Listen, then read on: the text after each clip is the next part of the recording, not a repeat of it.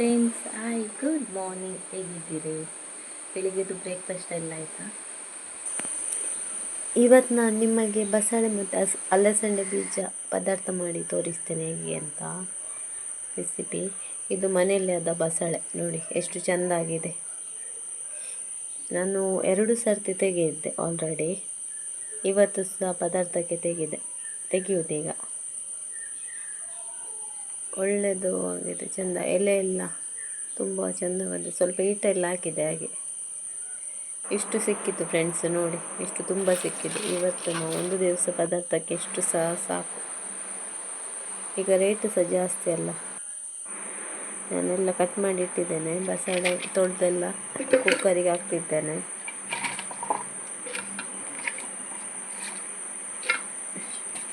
ಮತ್ತು ಅಲಸಂಡೆ ಬೀಜ ಸಹ ನಿನ್ನೆ ನೀರಿಗೆ ಹಾಕಿದ್ದೆ, ಸೊ ಅದನ್ನು ಸಹ. ಮತ್ತು ಟೊಮೆಟೊ, ನೀರುಳ್ಳಿ, ಸ್ವಲ್ಪ ನೀರು ಹಾಕಿ ಬೇಯಲಿಕ್ಕೆ ಇಡಲಿಕ್ಕೆ 3 ವಿಸಿಲ್ ತೆಗೀರಿ. ಸ್ವಲ್ಪ ಉಪ್ಪು ಹಾಕಿ ಇಡುವಾಗ 3 ವಿಸಿಲ್ ಸಾಕಾಗ್ತದೆ. ಈಗ ಅದಕ್ಕೆಲ್ಲ 2 ಸ್ಪೂನು ಸ್ವಲ್ಪ ಲಿಂಬೆ ಗಾತ್ರದ್ದು ಹುಣಸೆಹಣ್ಣು, ಸ್ವಲ್ಪ ಕಾಯಿಮೆಣಸು, ಸ್ವಲ್ಪ ನೀರುಳ್ಳಿ, ಒಂದು 10 ಮೆಂತೆ, ಸ್ವಲ್ಪ ಸಾಸಿವೆ, ಸ್ವಲ್ಪ ಜೀರಿಗೆ, 2 ಸ್ಪೂನ್ ಕೊತ್ತಂಬರಿ ಬೀಜ, ಒಂದು 6 ಎಸಳು ಬೆಳ್ಳುಳ್ಳಿ. ಮಸಾಲೆ ಉರಿಬೇಕು, ಅದಕ್ಕೆ ಸ್ವಲ್ಪ ತೆಂಗಿನಕಾಯಿ ಬೇಕು. ಈಗ ಮಸಾಲೆಯನ್ನೆಲ್ಲ ಉರಿಬೇಕು ಸ್ಲೋ ಫ್ಲೇಮಲ್ಲಿ ಇಟ್ಟು ಒಳ್ಳೆ ಮಾಡಿ ಉರಿದ್ರೆ ಆಯಿತು. ಒಂದು 10 ಮಿನಿಟ್ಸ್ ಸಾಕು ಅಷ್ಟೇ. ಒಳ್ಳೆ ಇದಾಯಿತು, ಡ್ರೈ ರೋಸ್ಟ್ ಆಯಿತು, ಸಾಕು. ಮತ್ತು ನೀರುಳ್ಳಿ, ಬೆಳ್ಳುಳ್ಳಿ ಎಲ್ಲ ಹಾಕಿ ಅದೊಂದು ಸ್ವಲ್ಪ ಬಂದ್ ಮಾಡಿದ್ದೇನೆ, ಅಲ್ಲೇ ಬಿಸಿ ಆಗ್ತದೆ. ಮತ್ತು ಇದಕ್ಕೆ ತೆಂಗಿನಕಾಯಿ ಸ್ವಲ್ಪ ಜಾಸ್ತಿ ಹಾಕಿ.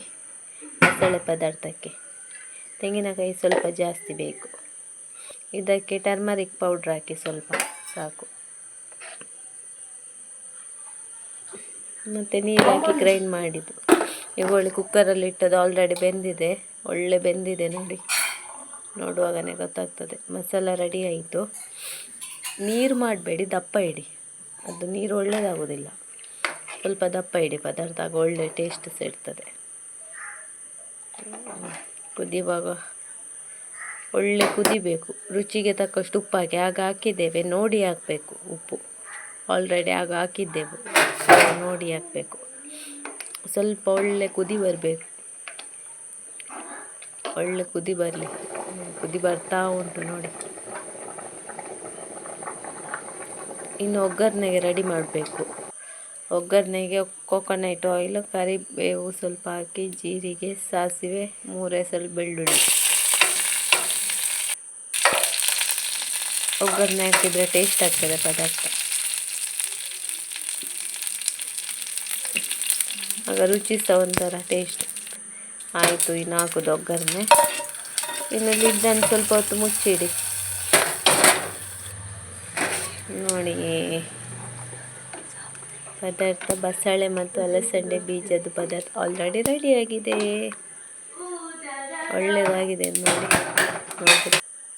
ವಾವ್, ಸೂಪರ್ ಆಗಿದೆ. ನೀವು ಒಮ್ಮೆ ಈ ರೆಸಿಪಿ ಟ್ರೈ ಮಾಡಿ, ಒಳ್ಳೆಯದಾಗ್ತದೆ. ನಾನು ನೀರು ದೋಸೆಗೆ ತಗೊಂಡೆ, ಮಾರ್ನಿಂಗ್ಗೆ ಪದಾರ್ಥ ಮಾಡಿದೆ. ಸೊ ಬಸಳೆ ಮತ್ತು ನೀರು ದೋಸೆ, ಅಲಸಂಡೆ ಬೀಜ ಒಳ್ಳೆಯದಾಗಿದೆ. ಒಳ್ಳೆ ಬೆಂದಿದೆ ಇದು ಬಸಳೆ, ಇದು ದಂಟು, ಅಲಸಂಡೆ ಬೀಜ ಮತ್ತು ಬಸಳೆ ಸಹ ಒಳ್ಳೆಯದಿತ್ತು, ಒಳ್ಳೆ ಬೆಂದಿದೆ. ಮತ್ತು ಕುಚಲನ್ನ ಜೊತೆ, ವೈಟ್ ರೈಸ್ ಜೊತೆ ಸಹ, ದೋಸೆ ಎಲ್ಲ ಜೊತೆ ಒಳ್ಳೆಯದಾಗ್ತದೆ ಬಸಳೆ ಪದಾರ್ಥ, ಅಲಸಂಡೆ ಬೀಜ. ಓಕೆ ಫ್ರೆಂಡ್ಸ್, ಈ ವಿಡಿಯೋ ಲೈಕ್ ಮಾಡಿ, ಶೇರ್ ಮಾಡಿ, ಕಮೆಂಟ್ ಮಾಡಿ, ಸಬ್ಸ್ಕ್ರೈಬ್ ಮಾಡಿ. Love you all.